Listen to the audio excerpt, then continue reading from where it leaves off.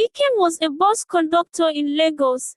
Every morning, he clung to the door of a yellow bus, shouting for passengers, his voice a familiar echo in the bustling city. Enter with your change, oh, Ikeja, Ojota. No time. Life was tough, but Ikem had learned to smile through it. He had no riches, no degrees, and no fancy clothes, just a strong will and a heart that longed for something more. Then one afternoon, he saw her. She was seated by the window, her caramel skin glowing under the golden sun. Her eyes held a softness that made the world slow down, even in the chaos of the city. Ikem almost forgot to call out for passengers. He watched at her elegant composure staring out at the road as if she were lost in thought. Something about her felt different. She was not like the usual women he saw in the bus. She was not in a hurry, was not pressing her phone. She was just there. Then, as if she sensed his gaze, she turned. Their eyes met. For a moment, Ikem forgot how to breathe. The bus jerked forward, pulling them both out of the trance. She blinked and looked away, but Ikem felt something shift. The next day, he saw her again. This time, she smiled. Good afternoon, she said softly. Her voice was a melody. Ikem replied, Good afternoon, my fine madam. Hope say I go see you tomorrow too. She chuckled, shaking her head. Maybe, but it was not a maybe. The next day, she was there again. And the day after, and the day after that. What started as stolen glances turned into small conversations. Then laughter, then waiting for each other. Her name was Oma. She worked at a small bookshop in Yaba, selling novels and stationery.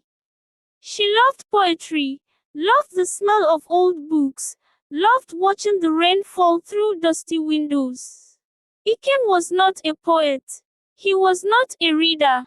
But he loved the way her eyes lit up when she talked about the things she loved. And slowly, without realizing it, he fell for her. Their love was built between honking cars, crowded markets, and hurried bus rides. Ikem would save the best seat for her, even if the bus was full. Sometimes, he would not collect her fare, and she would roll her eyes, insisting on paying. You are not the owner of this bus, Ikem, she would say. But I get control, he would tease. And I say your money no dey important. Your smile dey pay pass. She would pinch his arm, but he knew she loved it. Oma became more than just a woman Ikem met on the bus.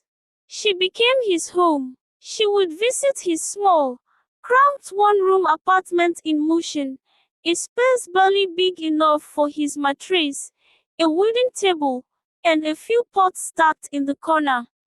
It was not much, but Oma did not mind.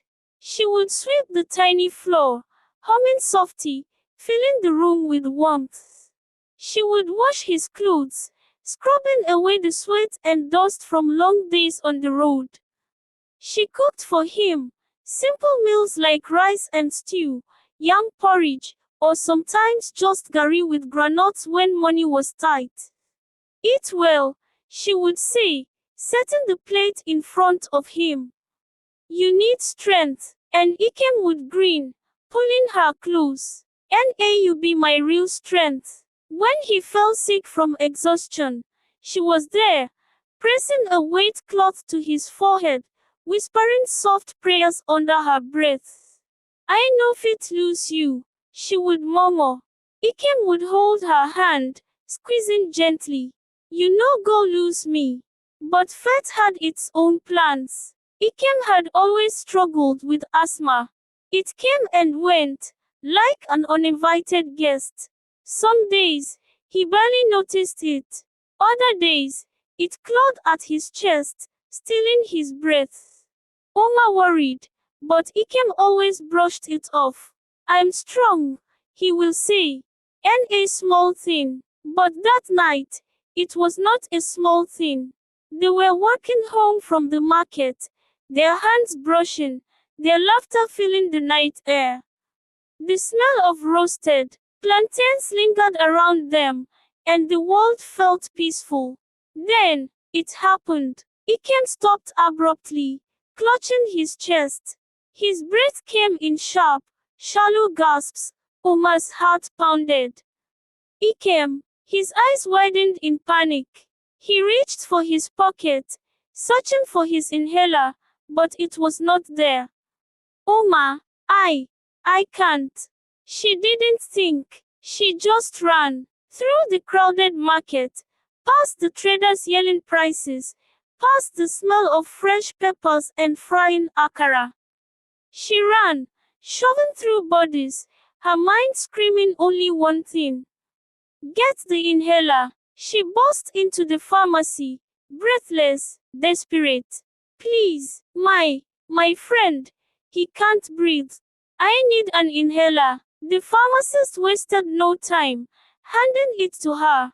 She grabbed it and ran back, her legs burning, her heart racing. She reached the spot where she had left him, and froze. Ikem was slumped against a wooden bench. Still, silent, too silent. Her breath caught. Ikem, no response. She dropped to her knees, shaking him. Ikem, wake up. Please, wake up. She pressed the inhaler to his lips, praying, pleading, but it was too late. The world around her blurred. The noise of the market, the people, the moving buses, it all faded. All that remained was the boy who had once called her, my fine madam. The boy who saved a seat for her. The boy who dreamed of more. And now, he was gone. Omar let out a wail, a sound so raw that even the market women stopped their bargaining. She clutched his lifeless body, rocking back and forth, her tears soaking his shirt. This was not how it was supposed to end. They were supposed to grow old together. They were supposed to leave Lagos one day, start a new life, chase their dreams.